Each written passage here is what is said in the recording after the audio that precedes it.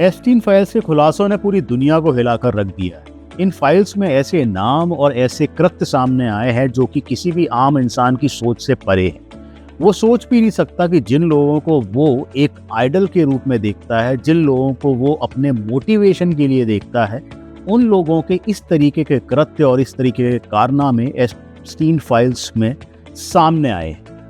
लेकिन इन सारी बातों के ऊपर देखना ये ज़रूरी है कि इन एप्स्टीन फाइल्स का भारत की इकोनॉमी और भारत देश पर किस तरीके से प्रभाव पड़ा। दोस्तों, गौर करने वाली बात है कि 30 जनवरी को एप्स्टीन फाइल्स के कारनामे सामने आते हैं और हमारे देश में 1 फरवरी को बजट प्रस्तुत किया जाता है। ये हमारे देश की इतिहास में पहली बार ऐसा हुआ कि 1 फरवरी संडे के दिन को बजट प्रस्तुत किया गया। खैर, उस बजट में कुछ खास देशवासियों के लिए नहीं था, लेकिन उसके बाद कुछ बड़ी ऐसी चीज़ें होती हैं जिस पर गौर करना बहुत ज़रूरी है और उससे समझा जा सकता है कि इन फाइल्स का एक बहुत बड़ा महत्व या ये जो कारनामे हैं या बहुत सारे रहस्य जो भी सामने आने बाकी हैं, उनसे भारत की इकोनॉमी का बहुत हद तक लेना देना है। ये जो यूएस ट्रेड डील हुई है, इस ट्रेड डील में बड़े ही साफ शब्दों में ये कहा गया है कि अब अमेरिका अपने खाद्य पदार्थों को बड़ी ही आसानी से और बहुत ही कम शुल्क पे भारत में भेज सकेगा। भारत के एग्रीकल्चरल प्रोडक्ट्स में भी उसकी काफ़ी अच्छी खासी हिस्सेदारी होगी। उसके प्रोडक्ट्स भारत में बेचे जाएंगे और उन पे लगने वाला इंपोर्ट टैक्स बहुत ही कम होगा। मैं आपको यहाँ बता दूं दोस्तों कि पिछले 50 सालों से हमारे देश में इस बात का ध्यान रखा गया, चाहे वो कांग्रेस की सरकार हो या बीजेपी की सरकार हो, कि खासकर कि बाहर से आने वाले जो इंपोर्ट हैं, जो प्रोडक्ट्स इंपोर्ट होता है, उस पर सरकार ड्यूटी लगाती है और उस ड्यूटी लगाने का एक अलग ही पर्पस होता है। एक रेवेन्यू आता है, दूसरा उसका पर्पस ये होता है कि जो हमारे डोमेस्टिक प्रोडक्ट्स हैं उन पर उतना फर्क ना पड़े। आप अगर गौर करें, आपने देखा होगा कि अमेरिकन कार कंपनीज जैसे फोर्ड, वो हमारे देश में उन्होंने काफ़ी समय तक काम किया, लेकिन एक टाइम बाद वो भी वापस चले गए। शेवले हुआ करती थी, अब उसकी बहुत ही कम गाड़ियां आपको इंडिया में दिखाई देती हैं।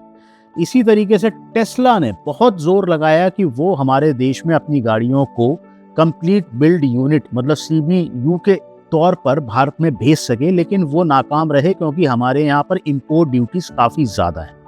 अब आप इमेजिन करो कि जो हमारे देश की गाड़ियाँ हैं, जैसे टाटा है, महिंद्रा है और बाकी गाड़ियाँ हैं, जब वो इंडिया में मैन्युफैक्चरिंग कर कर गाड़ियाँ बेचती हैं तो उनकी कीमत कम होती है। वही गाड़ी अगर वो इंपोर्ट करके भेजेंगे, फॉर एग्जांपल अगर आप देख सकते हैं कि मारुति सुजुकी के केस में मारुति ने अपने इंडिया में प्लांट्स लगा रखे हैं, इंडिया में साझेदारी कर रखी है, वो यहाँ मैन्युफैक्चरिंग करते हैं और उसके बाद जो यहाँ के डोमेस्टिक टैक्स होते हैं वो केवल उसको पे करते हैं। लेकिन अगर वही वो अपनी मैन्युफैक्चरिंग जापान में कर रहे होते और वहाँ से अगर वो गाड़ी भेज रहे होते तो उस पर ड्यूटी बहुत ज़्यादा होती, जो कि इस प्रोडक्ट की कीमत से करीबन ऑलमोस्ट 2x या 1x हो। तो ये सरकार इसलिए करती है ताकि जो देश का जो डोमेस्टिक मैन्युफैक्चरिंग है वो मजबूत रहे, सारा कुछ इंपोर्ट ना हो। आप इस यूएस ट्रेड डील में आप देख सकते हैं कि जो प्रोडक्ट्स आने वाले हैं, स्पेसिफिकली जो फूड प्रोडक्ट्स, उन फूड प्रोडक्ट्स पर काफ़ी सारी छूट दी जाएगी भारत सरकार द्वारा और इंपोर्ट ड्यूटीज को काफ़ी कम कर दिया जाएगा ताकि अमेरिकन प्रोडक्ट्स ईजिली इंडिया में बिक सकें। अब यहाँ सोचने वाली बात यह है कि भारत जैसे देश में आप देख सकते हैं कि हमारे यहाँ नेशनल और रीजनल बहुत सारे मैन्युफैक्चरर्स हैं जो फूड प्रोडक्ट्स या पैकेज फूड प्रोडक्ट्स बनाते हैं, उनके ऊपर काफ़ी असर पड़ने वाला है। तो इस ट्रेड डील से ये तो बात रही केवल फूड प्रोडक्ट्स की या एग्रीकल्चर प्रोडक्ट्स, जिससे कि मोटे मोटे तौर पर पूरे देश के ऊपर कहीं ना कहीं प्रभाव पड़ेगा ही। इस यूएस ट्रेड डील से डेफिनेटली हमारे देश की इकोनॉमी में फ़र्क पड़ेगा। अमेरिकन प्रोडक्ट्स को यहाँ पर बिकने की छूट मिल जाएगी और वो काफ़ी कोशिश करेंगे कि पूरा से ज़्यादा मार्केट को कैप्चर किया जा सके। लेकिन अब दूसरा टॉपिक ये है कि ये ऐसा हुआ क्यों, आखिर ऐसा क्यों कि एप्स्टीन फाइल्स के आने के बाद ही तुरंत ही ये डील साइन हो जाती है। ऐसा क्यों कि हमारी गवर्नमेंट प्रेशर में होती है और वो यूएस ट्रेड डील साइन कर देती है। अब दूसरा जो बड़ा ट्रेड डील साइन है वो है ऑयल के ऊपर। हमारे देश के ऊपर मैं तो यही कहूँगा कि शायद दबाव बनाया गया है कि वो वेनेजुएलन ऑयल को खरीदे। हमारे देश जो कि अभी तक यूएई कंट्रीज से या जीएसएस कंट्रीज से तेल मंगाता था, प्लस उसके बाद रशिया से मंगाता था, और अब उनके ऊपर प्रेशर बनाया जा रहा है कि वो वेनेजुएलन ऑयल खरीदे।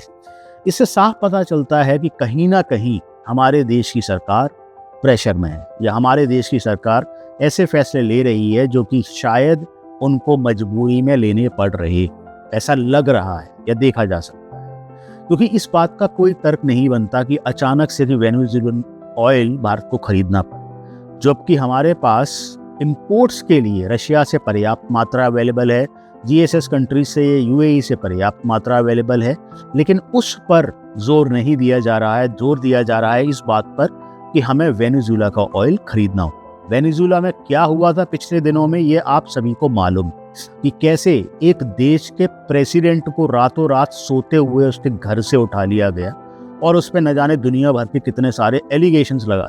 ये सारा खेल सिर्फ इसलिए हो रहा था ताकि वेनेजुएला के ऑयल पर कब्जा किया जा सके। दोस्तों, ऐसा लगता है ये देख के कि एप्स्टीन फाइल्स तो केवल एक बहाना है। सही मायनों में जो टारगेट करना है वो बड़े बड़े देशों के बड़े बड़े लीडर्स को टारगेट करना है ताकि उन पर प्रेशर बिल्डिंग की जा सके और यूएस की ट्रेड डील्स को और मजबूत किया जा सके। ऐसा देख के लगता है।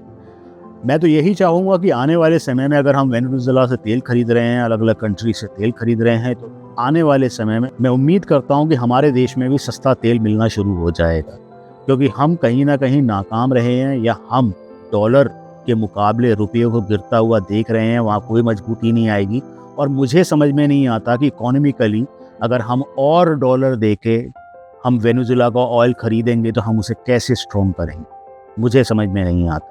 अगर दोस्तों आप लोगों को समझ में आता है तो प्लीज़ कमेंट करके बताइए आपकी क्या राय है, आपकी क्या टिप्पणी है। प्लीज़ कमेंट करिए और मिलते हैं नेक्स्ट वीडियो में। Thanks for watching this video.